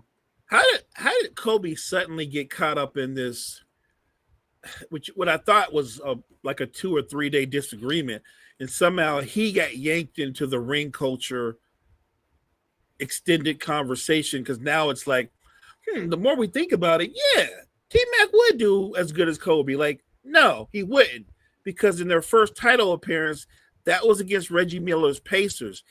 You replace Kobe with T-Mac, I don't think the Lakers win that series. I think if you replace Kobe with T-Mac, they don't even survive Portland the next year. Don't forget the following year, they don't survive. I don't think they survive Sacramento either. I think that's the part people forget too. Like, we talk about this. This is assuming that if you replace Kobe, the dynamic stays the same, and they make it out of the West. Like, do they survive the West if you replace Kobe? Like, I don't think they do. Like, I think they lose to Portland. I think they lose to Sacramento.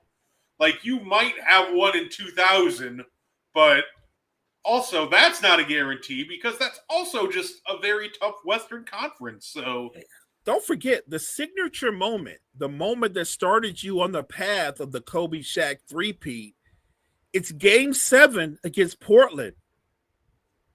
Scottie Pippen mano a mano against Kobe Bryant, and Kobe crosses Scottie. You remember the play, and then he lobs to Shaq. That right there was the dagger, and that started the three-peat.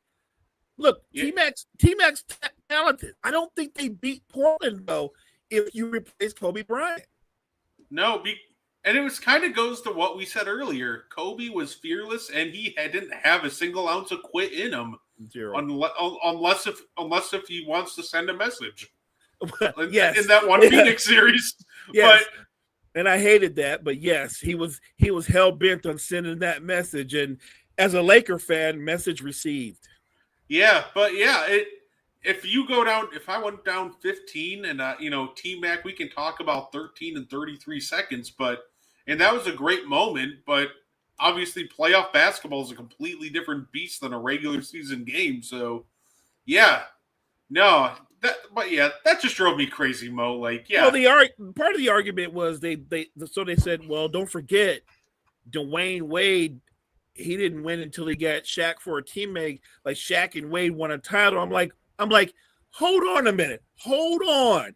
you do know the version of Shaq that played with D Wade, especially in the second year when they won the title, when they were in the playoffs. One, Wade was the leading scorer. Two, in the finals against Dallas, I could be wrong. Pretty sure Shaquille O'Neal averaged like 13 points a game. Yeah, he was like He didn't. It's not like Wade got carried by Shaq. Actually, it was the other way around. Wade carried Shaq. And in late game situations, if you remember that series, Shaq didn't play late. They put Zoe in because Zoe could play defense. Shaq was a cone. They put Zoe in. So I don't know what they're talking about, but D Wade was not carried. And by the way, that's a good example of the dog that D Wade had in him. I don't know if you replace D Wade with T Mac, it plays out the same way. no, absolutely. We got Mark Sears. Ooh. Hey, you know what? Buck's making moves. I'm happy to see it. I'm loving it.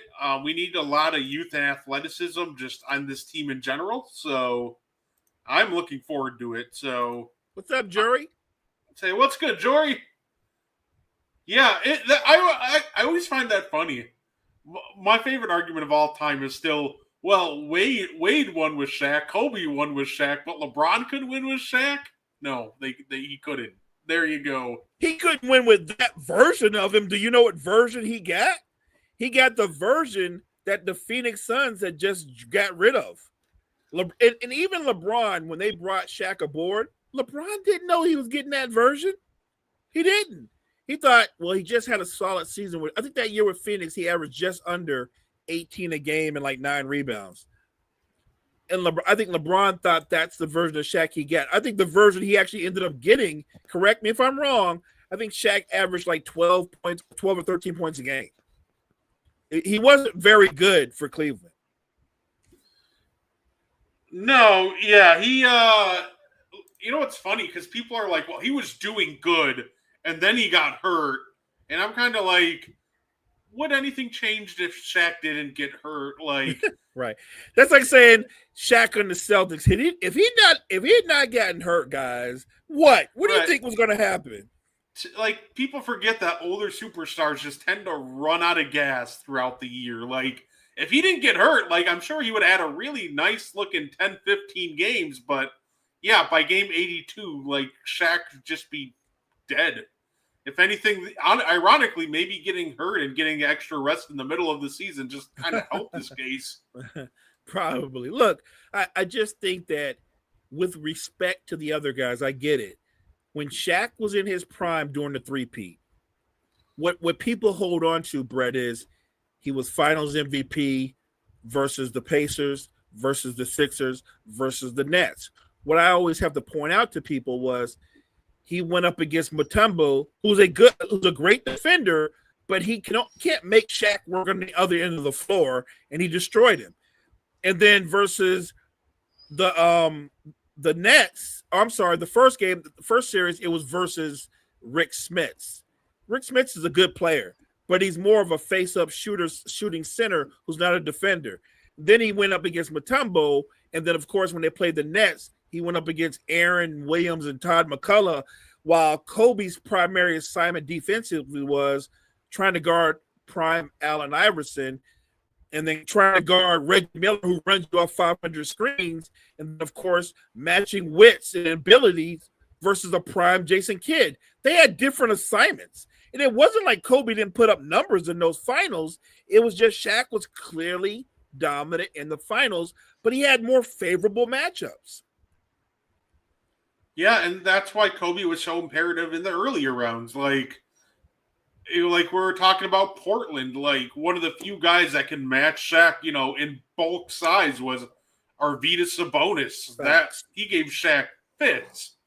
But that's kind of where Kobe needed to step up. The Kings had Vlad Divac, who not only was huge, he was also a great flopper, and he could get Shaq frustrated and out of his element just by frustrating him. Those Spurs teams, the Spurs used to push the Lakers. They beat them a couple of times, but the Lakers, when they did get past them, I think Kobe had a bigger series versus the Spurs than Shaq did. It mattered. I think people forget that. And I'm not telling you that Shaq wasn't the number one option, but I'm saying that Kobe was just as a partner as Shaq, especially in close games down the stretch in the fourth quarter, because Kobe could also obviously attack the rim and he could make his free throws. No, absolutely. And and then before we get out of here, Mo, just for fun, because we were gonna do this, and I think it's just a fun topic, Mo. I have in front of me the list of every single guard that has won MVP award. And I figure, Mo, we'll play a fun little game. Would you rather Shea or, this guard? Okay. So why don't we start? We'll start with the shooting guards because you know exactly that's where the comps are going to start, right? Say, obviously, we have Bob. Well, we'll stick with the modern era. Say we got Bob Cousy and Oscar Robinson are the first two, Mo. But would you rather Shea or MVP? And this is going to be a hard hitter right off the bat. MVP Magic Johnson, best year. I would go 86, 87 Magic or 24, 25 Shea. That's really tough. MVP Magic, and they won that year. So I might have to give the edge to Magic only because if you know the 86, 87 Lakers, they're considered, when you go top 5 teams of all time, they're actually one of them. So I'm going to have to give the edge to Magic on that one. Fair enough. All right. So we got Magic over 86, 87 Magic over Shea. All right. We're going to move on to the next guy. Steve Nash. I think that's just Shea. I'm taking Shea. Which year you want to pick? Look, Nash was phenomenal both years, but I think either year, I'm taking Shea. All right. Next one. I think this one's probably the easiest one we're going to do. Derrick Rose. I'm taking Shea. Yeah, me too. I don't even think that one's all that close either. Say, of course, this is another juggernaut on this list. MVP Steph Curry or Shea? Obviously, 15-16 when Steph was breaking records and shattering offenses everywhere. That's not the year they went 72 and 73 and 9. That's the year they won 73 and 9 and didn't win a ring. But I have no doubt that that MVP year is better than the other. I have to because I believe that was when Steph was the first unanimous MVP. Yep. So I can't. Obviously, I got to go Steph on that one. Oh, fair enough. Shea or Russell Westbrook? Shea. Yeah. The way I said that, I'm not being dismissive. Russ had a great superlative season, but Shea's overall season, because ultimately he did win the title. I believe Russ team got knocked out in the first round. Yeah, they did. That was Russ had a great season. Then his kind of faults, just like every year with Russ, they're just on full display in the playoffs. Right. What's up, Gene? All right, I think this is. I'll let you pick the year, Mo. By the way, because this next one, this is going to be the other hard hitter for Shea. Shea or whatever year you think is the best MVP version of Michael Jordan. A lot of people say 95, 96. Nah, so he came back, and that was great because obviously they won the 72 games. But the best version of Michael Jordan is the first three-peat. It's the first three-peat. And I don't think Shea's better than any of those Michael Jordans. Fair enough. I would go MVP Michael over MVP Shea too. I'd actually almost argue that the 87-88 Michael was arguably one of the more impressive things you'll ever see. Because he was just an absurd player that year. And then we're going to run another fun little gauntlet of shooting guards. Shea or next in line, MVP Allen Iverson. Ooh. So this is a hard one. One, because Allen Iverson wasn't just a great player. He was a cultural icon, right? Like, he was that big. I'll say this. The numbers lean towards Shea. And obviously they won the championship. But I'm going to go with AI because him taking that Sixer team, I'm just going on comparison to what Shea works with in Oklahoma City. it's not even in the same ballpark talent wise. So I'm going to go MVP Allen Iverson. Even in the finals, when they lost to my Lakers, what he did in game one is iconic. All right, so let's see. We got the other two MVPs. We got MVP Kobe. Would be the next MVP on the list. That would have been 08. Oh, wait, yep. MVP Kobe. I'm going to go Kobe. Okay, and then the last guy on this list, MVP James Harden. I'm going to go Shea. All right, so just Look, I think Shea had a great season. He won. I don't know how many of these he won, but so the Harden thing is tough because his numbers are through the roof. He's got a 7-year stretch that if you're just going on what he did, you could put that 7-year run of Harden's up against anybody. No, absolutely. So when we're talking MVP seasons, Mo, you would have Shea as the 5th greatest among guards, only behind MJ, Magic, Kobe, and Iverson. I don't think that's a slap in the face. I don't think so either. I think top 5 is great. Yeah, I think that's acknowledging how impressive he was this season. Like, he kind of did the perfect storm. Regular season MVP, he was the conference finals MVP, then he was the finals MVP. There's nothing else to be said. No, absolutely. Absolutely. See, and this might be a hot take to some, but I would probably take MVP Shea over MVP Kobe. It's pretty tight. I mean, look, if you're holding it to the standards, I guess, that we normally do, I understand, because while Kobe was the MVP, I remember all too often they didn't win the title that year. No, yeah, absolutely. So, absolutely. And it's tough when it comes to Allen Iverson. He's always tough. What he did, mega impressive. I would probably still take Shea over Allen Iverson. But I don't think that's crazy, by the way. I don't think that's a crazy take. I'm just leaning towards Iverson only because I get it. His efficiency is different. But I would also say the efficiency of pretty much everybody that played in that era wasn't the same, which, by the way, makes that what the ball guy did more impressive because he was efficient. But so I understand. I don't think it's crazy to say you would take Shea. I would just say that his team versus, like, if you switched them out and Shea played with Iverson's team, I love Shea, but they're not going to the finals. No, here's the thing. It's funny because I defend Allen Iverson's efficiency probably more than anybody because I think people underrate how hard it is to do what Allen Iverson did and take 30 shots a game. People are like, oh, he took 30 shots a game. I'm like, do you realize how tiring it is to take 30 shots a game? Like, they built that offense around one man.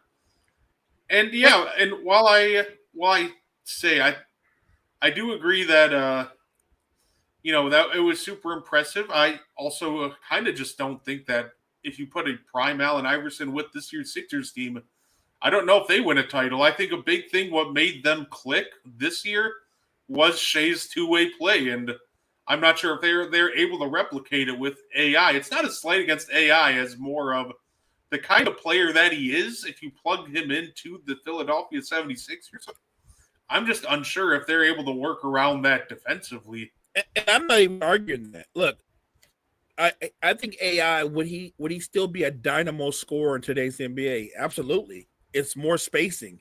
He's ultra quick. You can't touch people the way you did before. He's going to the free throw line probably as much as Shea. If he played today, they would call Allen Iverson a free throw merchant because he's going to the free throw line 10 or 12 times a game.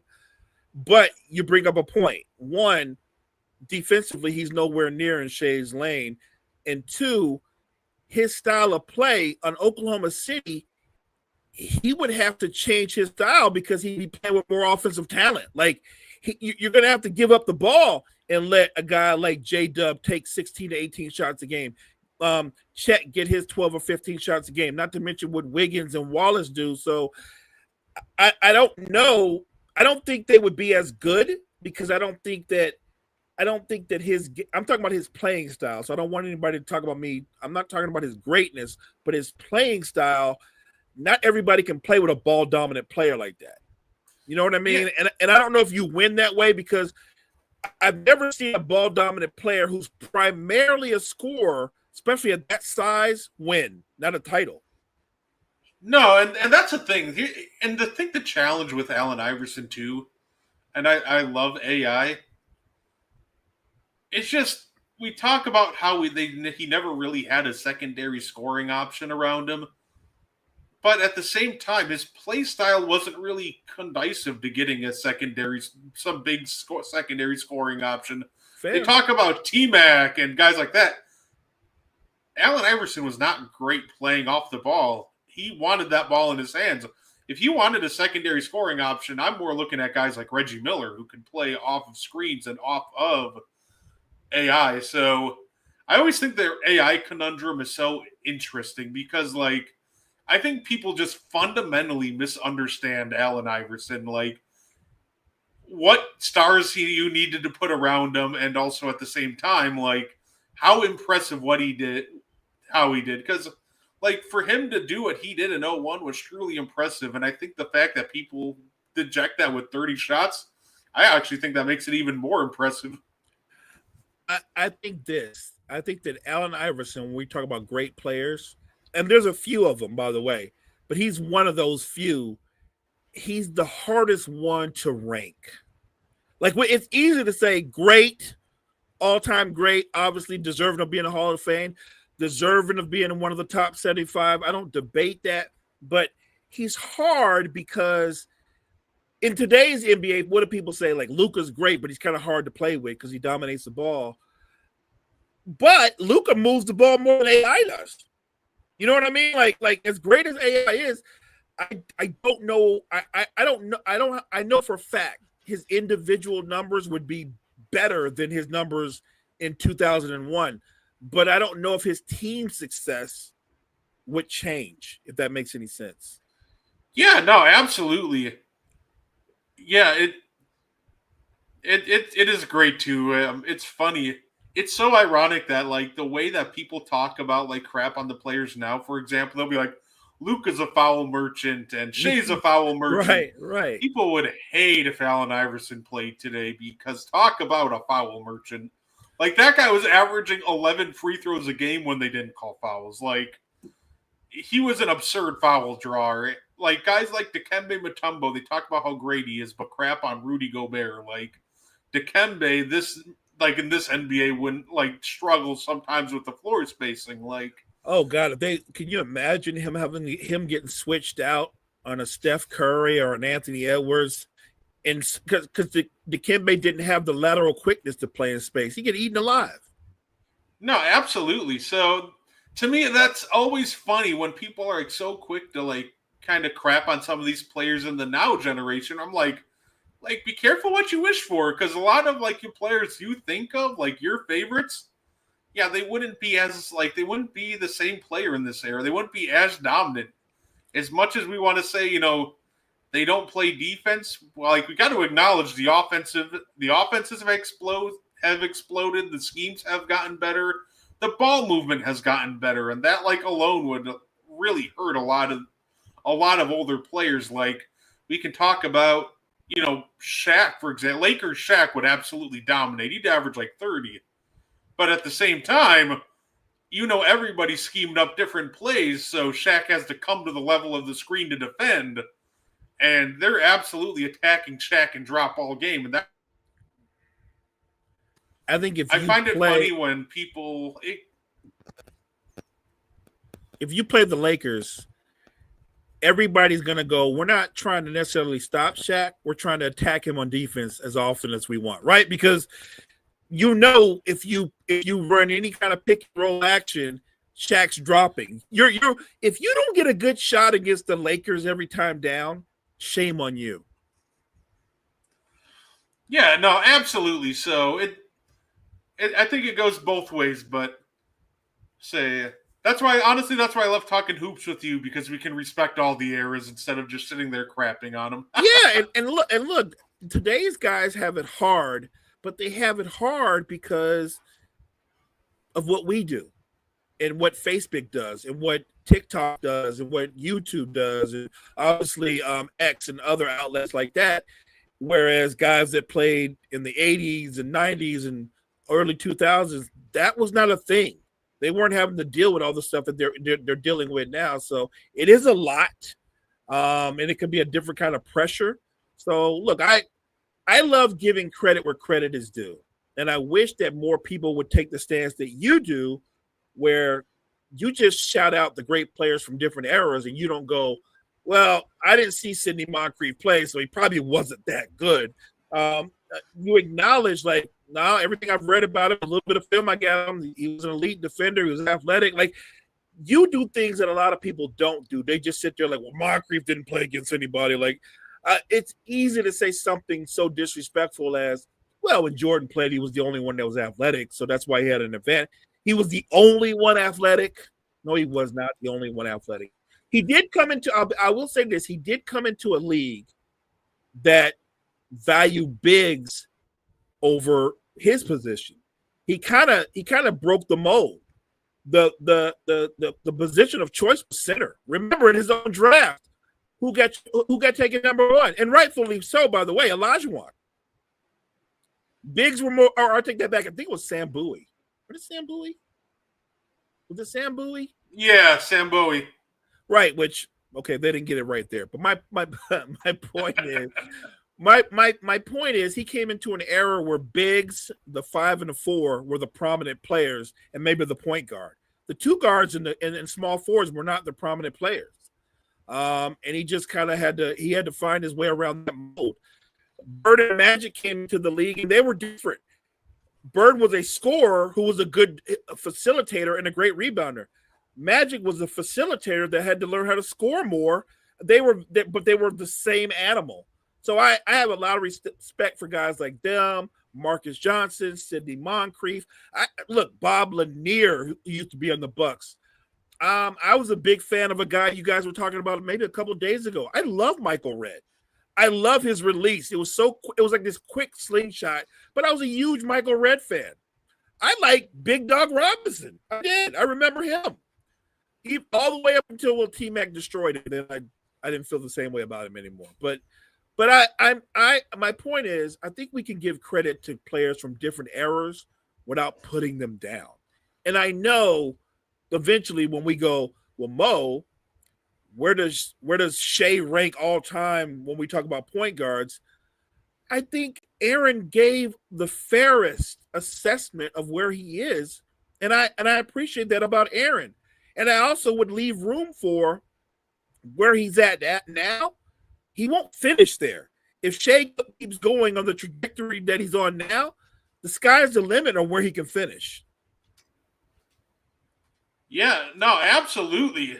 I'd say if anybody doesn't know my guy Aaron, he ranks Shea right now as the 11th greatest point guard of all time, and that was he does his list pre and post merger. He just includes everybody, so it was your usual suspects plus the 3 post merger guys were Jerry West, Oscar Robinson, and Bob Cousy. He is super high on those old Celtics teams. Look, you can't.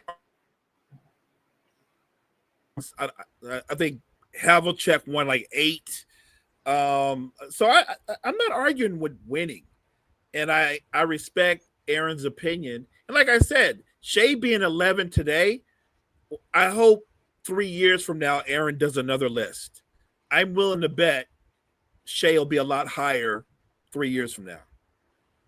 Yeah, absolutely. Especially if he puts together another MVP caliber year or two, then yeah, I completely agree with that. So we'll have a different conversation, right? Like, let me ask you this. You know much about basketball as anybody. Chris Paul or Rajon Rondo? Chris Paul.